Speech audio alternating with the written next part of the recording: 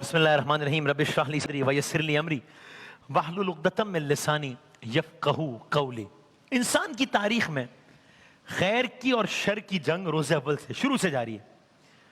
شر کے پیچھے شیطان ہے، اس کے کارندے ہیں، خیر کے پیچھے رحمان ہے اور اس کے بندے ہیں۔ اور یہ جنگ اس وقت بھی انتہا کو پہنچ جاتی ہے جب شیطان اور جنوں کا ہم سلسلہ ڈسکس بھی کر رہے ہیں افطار میں، تو یہ جنگ اپنی پیک پہ اس وقت پہنچ جاتی ہے جب شیطان اپنے کارندوں کو اتنا گمراہ کر دیتا ہے کہ وہ رحمان کے بندوں کی جان تک لینے سے گریز نہیں کرتے۔ کل آپ نے ایوب علیہ السلام کا واقعہ سنا ہے۔ انسانی تاریخ میں اس سلسلے کا پہلا واقعہ پہلے انسان آدم علیہ السلام کے دو بیٹوں کا ملتا ہے، حضرت حابیل اور قابیل۔ پھر قرآن میں حضرت یحییٰ کا واقعہ بھی ملتا ہے کہ کس بے دردی سے ان کو شہید کیا گیا۔ قرآن میں سورہ یاسین، جس کو ہم بہت تواتر سے پڑھتے اور سنتے ہیں، اس میں بھی ایک واقعہ ملتا ہے کہ ایک شخص جس کا نام روایت میں آیا حبیب نجار، اسے کس انداز سے شہید کیا گیا۔ قرآن میں ایک واقعہ اصحاب الاخدود کا ملتا ہے جس میں بہت سارے لوگ تھے جو صرف اس جرم میں شہید کر دیے گئے کہ وہ ایک اللہ پر ایمان لاتے تھے۔ خلاصہ یہ ہے کہ انسان کی تاریخ ایسے اہل ایمان سے بھری پڑی ہے کہ جنہوں نے سرنڈر کرنے کے بجائے ڈگنیٹی کا راستہ اپنایا، اپنی جان دے دی، لیکن باطل کے سامنے سر نہیں جھکایا۔ تو ذرا آج سے شروع کرتے ہیں ایسی انڈیویجولز کا، ایسی شخصیات کا سلسلہ کہ وہ شیطان جس کے بارے میں ہم نے کل بھی سنا ایوب علیہ السلام کے واقعے میں تفصیل سے، افطار میں بھی جنوں اور شیطان کے بارے میں ہم بات کر رہے ہیں۔ وہ کون عظیم لوگ تھے کہ جنہوں نے کسی صورت شیطان کے آگے سرنڈر نہیں کیا اور اس کی جو بھی پرائز تھی وہ پے کی۔ اس سلسلے کا پہلا قصہ آج آپ کی خدمت میں عرض کرتے ہیں۔ قصہ ہے جناب حابیل اور ان کے بھائی قابیل کا۔ یہ روئے زمین پر پہلا واقعہ۔ حضرت آدم علیہ السلام اپنے بعد اپنا نائب بنانا چاہتے تھے۔ ایج کے اعتبار سے قابیل بڑا تھا، بڑا ہونے کے ناطے وہ ایکسپیکٹ کرتا تھا کہ آدم علیہ السلام کے بعد نائب ان کا وہ بنے گا۔ نبی کا بیٹا تھا، آدم علیہ السلام کا بیٹا تھا، لیکن ایک نافرمان تھا، برے کردار کا مالک تھا۔ ظاہر ایک برے فرد کے نائب ہونے کا مطلب یہ ہے کہ نہ صرف ہے کہ وہ خود گمراہی کا شکار ہوگا بلکہ وہ تو قوم کو بھی گمراہ کر دے گا اگر اس کا خود کا کیریکٹر ٹھیک نہیں ہے تو۔ اس لیے آدم علیہ السلام نے اللہ تعالیٰ کے حکم سے کیا کہا کہ میرے بعد نمائندہ قابیل نہیں ہوگا، حابیل ہوگا۔ قابیل نہیں ہوگا، حابیل ہوگا۔ اور حابیل کو اپنا نائب مقرر کر دیا آدم علیہ السلام نے۔ اب اس بات کا بیان کیا جانا تھا، اس بات کو اناؤنس کرنا تھا کہ قابیل اپنے بھائی حابیل سے شدید حسد اور نفرت میں مبتلا ہو گیا۔ اسی لیے علماء کرام بھی بتاتے ہیں کہ یعنی یہ کتنی بری چیز ہے حسد کہ روئے زمین پر جو پہلا بڑا ناخوشگوار واقعہ ہو گیا اس کی بنیادوں میں بھی حسد ملتی ہے۔ یہاں تک لے جاتے ہیں انسان کو، یہاں تک لے جاتا ہے حسد کا معاملہ انسان کو کہ روئے زمین پر پہلا بڑا ناخوشگوار واقعہ نبی کا بیٹا تھا، لیکن یہاں تک لے گیا۔ حسد کس چیز کا تھا؟ جس طرح علماء نے بتایا کہ جب انسان حسد کر رہا ہوتا ہے تو دراصل وہ اللہ تعالیٰ کی تقسیم پر براہ راست اعتراض اٹھا رہا ہوتا ہے، کیونکہ اگر کسی کو کچھ ملا ہے تو اللہ تعالیٰ کے حکم سے ملا ہے، تو اس کا مطلب وہ یہ کہہ رہا ہے کہ اللہ تعالیٰ نے اس کو کیوں دیا، مجھے کیوں نہیں دیا۔ اللہ تعالیٰ ہم سب کو محفوظ رکھے انشاءاللہ۔ تو شیطان نے اور شیطان کا کردار ظاہر ہے، شیطان نے قابیل کے دل میں حد درجہ حسد پیدا کر دیا، یہاں تک کہ ان دونوں کے درمیان آپس میں یہ طے ہوا، بحث چھڑ گئی کہ کون حق پر ہے کون باطل نہیں ہے۔ بیٹھے، اگر میں اپنے الفاظ میں کہوں، گفتگو کی، ایک چیز طے ہوئی۔ کیا طے کی کہ ٹھیک ہے قابیل کہتا ہے میں حق پر ہوں اور میرا یہ حق ہے کہ میں نائب بنوں۔ حابیل کہتے ہیں کہ نہیں، ایسا نہیں ہے، اللہ تعالیٰ جو فیصلہ کرے وہ منظور ہوگا۔ یہ فیصلہ اللہ پر چھوڑتے ہیں۔ تو اللہ تعالیٰ کا فیصلہ کیا ہے وہ کیسے پتہ چلے گا؟ اللہ تعالیٰ کا تو جو فیصلہ تھا وہ آدم علیہ السلام نے بتا دیا۔ اب یہ دو جو کہہ رہے ہیں کہ فیصلہ اللہ کرے گا، تو کیسے پتہ چلے گا کہ اللہ کا فیصلہ کیا ہے؟ ہوتا یہ تھا کہ اس زمانے میں اس وقت یہ ہوتا تھا کہ فریقین اللہ کے نام پر قربانی دیتے تھے. قربانی, قرب, حق کے قریب, یعنی ہاں قریب ہونا. تو جو حق کے قریب ہوگا وہی اللہ کے قریب ہوگا. تو کیا کرتے تھے, دونوں نے طے کیا کہ ہم دونوں قربانی دیں گے, جس کی قربانی اللہ تعالیٰ نے قبول کر لی اس کا مطلب وہی حقدار ہے. پتہ کیسے چلے گا کہ کسی قربانی قبول ہوئی؟ قربانی تو دے دیں گے, تو کیسے معلوم ہوگا؟ یہ آگے عرض کرتے ہیں. دونوں کے پروفیشنز کیا تھے؟ قابیل پیشے کے لحاظ سے کھیتی باڑی کرتا تھا, حابیل چرواہا تھا.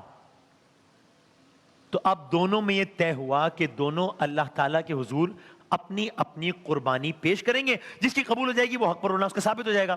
حابیل اللہ کے نیک بندے تھے, تو انہوں نے ایک نظر ڈالی اپنی بھیڑ بکریوں پر, نظر ڈالی بھیڑ بکریوں پر, اور کہا کہ سوچا کہ اللہ تعالیٰ کی بارگاہ میں قربانی پیش کرنی ہے, تو اس کا مطلب یہ کہ جو بیسٹ اویلیبل چیز ہے میں وہ پیش کروں. تو حابیل نے جو سب سے بہتر صحت مند جو جانور تھا وہ اللہ تعالیٰ کی راہ میں قربان کرنے کے لیے انہوں نے الگ کر دیا کہ میں اللہ تعالیٰ کی راہ میں یہ پیش کروں گا. اللہ کیا کہ قربانی ہے. قابیل بد فطرت تھا, اس نے اپنے مزاج کے مطابق, اور وہ چرواہا, تو اس نے اپنے غلے میں سے چھانٹ کر جو سب سے جو برا غلہ تھا وہ قربانی کے لیے الگ کر لیا. تو ایک طرف حابیل نے اپنا قربانی الگ کر لی, قابیل نے اپنی قربانی کا سامان الگ کر لیا.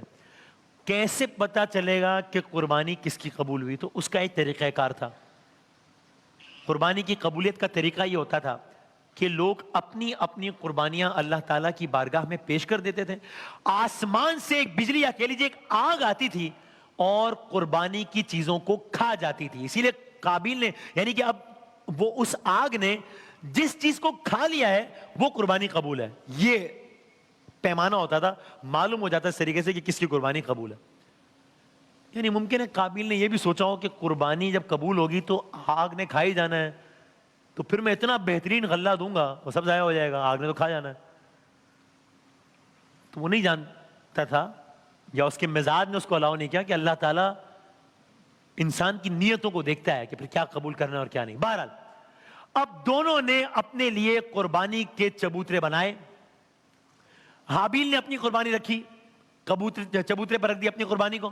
قابیل نے اپنی قربانی رکھی اور چبوترے پر اپنی قربانی پھیلا دی. تو اب آپ منظر سوچئے, اور اگر آپ ابھی بھی سوشل میڈیا وغیرہ پر سرچ کریں گے تو آپ کو وہ جگہ, ایک پہاڑی علاقہ, بڑا ہائٹ پر وہ علاقہ ہے, ڈیماسکس میں, شام میں ہے وہ علاقہ, بہت اونچائی پر, کہ جہاں پر حضرت حابیل کا مدفن ہے, جہاں ان کا مدفن ہے.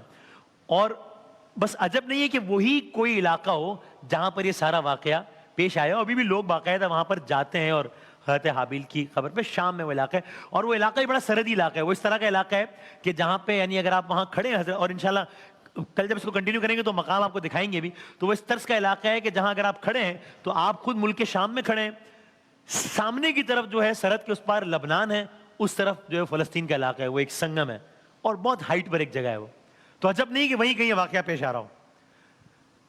تو اب منظر یہ تھا, دونوں نے اپنے اپنے طور پہ چبوترا بنایا, دونوں نے اپنی اپنی قربانی رکھ دی, دونوں اب ایک دوسرے کی طرف دیکھ رہے ہیں. اب دونوں آسمان کی طرف دیکھ رہے ہیں, دونوں منتظر ہیں کہ آسمان والا بتائے کہ اب کس کی قربانی قبول ہونی ہے, کس کی قربانی رد ہونی ہے. آسمان سے آگ آنی ہے, جس کی قربانی پر گر جانی ہے اس کی قربانی جل جانی ہے, اور اس کا مطلب یہ ہوگا کہ اس کی قربانی قبول ہو گئی. ادھر حابیل کھڑے ہیں, ادھر قابیل کھڑے ہیں, دونوں اپنی اپنی قربانیاں پیش کیے ہوئے ہیں. اور اچانک دونوں اپنے طور پہ ایکسپیکٹیشنز کر رہے ہیں, دعا کر رہے ہیں کہ اچانک اوپر سے ایک آگ آتی ہے. دونوں کی نظریں اس آگ پر ہیں, آگ قریب آ رہی ہے. دونوں منتظر ہیں کہ کس چبوترے پر وہ آگ گرتی ہے. آگ آئی, قابیل دیکھتا رہ گیا, آگ حابیل کے قربانی کو, حابیل کے دمبے کو بھسم کر گئی. قابیل کے چبوترے پر اس کا غلہ ویسے کا ویسا پڑا رہ گیا, یعنی قربانی قبول ہو گئی, حضرت حابیل کی قربانی قبول ہو گئی. تو اب اس کا مطلب یہ ہوا کہ ظاہر حضرت آدم کے نائب ہونے کی تصدیق بھی ہو گئی اللہ کی طرف سے, اور ساتھ ہی قابیل کو یہ پیغام بھی مل گیا کہ اللہ کو نہ تمہاری قربانی قبول ہے اور نہ اللہ کو یہ بات منظور ہے کہ حضرت آدم کے بعد تم نے نائب بننا ہے. تو اب دونوں نے مل کر ایک چیز طے کی تھی کہ دونوں قربانیاں پیش کریں گے اور پھر جس کی قربانی اللہ قبول کر لے. تو اب یہ طے ہو گیا کہ قابیل کو اپنے بھائی حابیل کی ماتحتی میں زندگی گزارنا پڑے گی. تو اب جب دونوں نے مل کر یہ بات طے کی تھی تو پھر ظاہر ہونا یہی چاہیے تھا کہ اللہ کی طرف سے قربانی ریجیکٹ ہونے کے بعد قابیل اپنے گناہوں پر، غلط نیت پر اللہ سے توبہ کرتا، اللہ سے مغفرت چاہتا اور اپنے والد جو کہ اللہ کے نبی تھے حضرت آدم اور اللہ کے اس فیصلے کو دل سے قبول کرتا کہ حابیل نائب ہوں گے. یہاں کردار آتا ہے شیطان کا. اب شیطان نے یہاں پر اپنا کام، تو آپ دیکھ رہے ہیں کہ اس کا کام، ہم نے کل تو ایوب علیہ السلام کا قصہ سنا تھا، لیکن اس جو وعدہ کہہ لیں یا جو عہد اس نے کیا تھا اس وقت کہ میں آدم علیہ السلام کو سجدہ نہیں کروں گا، راندہ درگاہ ہوا، لیکن اتنی جرت کی کہ اللہ سے کہا کہ مجھے اختیار دے کہ میں تیرے بندوں کو بھڑکاؤں. فوری طور پر اس منصوبے کا آغاز کیا. آدم علیہ السلام کے ہی بیٹے پر پہلا وار شیطان نے کر دیا. قربانی تو قبول ہو گئی ہے حابیل کی، لیکن دل میں بات رہ گئی ہے قابیل کے، اور اب شیطان نے اپنا ٹارگٹ نمبر 1 بنا لیا ہے قابیل کو. تو اب قابیل اس ساری سچویشن کو ایکسپٹ کرے گا یا شیطان کے بہکاوے میں آ کر ریئیکٹ کرے گا؟ صلح ہو جائے گی یا کوئی اقدام ہوگا؟ صلح ہوگی تو کیسے ہوگی، اور اگر یہ بات آگے بڑھے گی تو کیا ہوگا؟